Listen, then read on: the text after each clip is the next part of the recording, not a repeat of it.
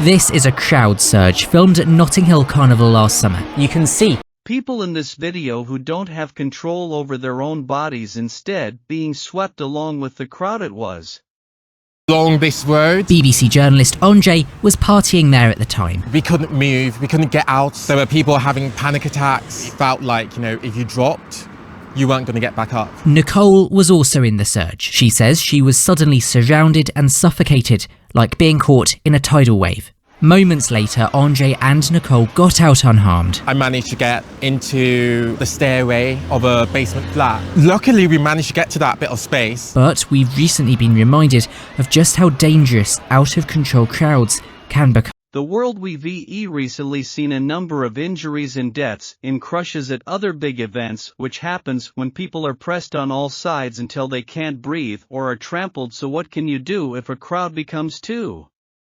trampled? So why are we recently hearing more about crowding incidents? Let's hear from some of the world's leading crowd safety experts. COVID happened. Crowds coming back in larger numbers than before. In enthusiastic, hey, it's great to be back at events again. A lack of skills within the industry, no formal regulation in terms of events have to have a particular specification. And of course, safety doesn't make any money. So you're starting to say, we're seeing an increase on large events and incidents. One of the reasons we've seen so many more incidents, people's behaviour has changed.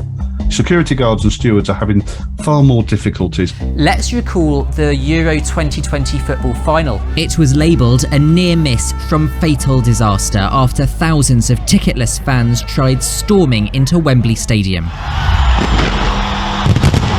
London's New Year's Eve fireworks became another example of people pushing past barriers to get in. Police are now urging people not to attend ticketed venues without a booking. Using legitimate ticket platforms is also a good idea to avoid buying fake tickets. And evidence suggesting a lack of experienced event workers after many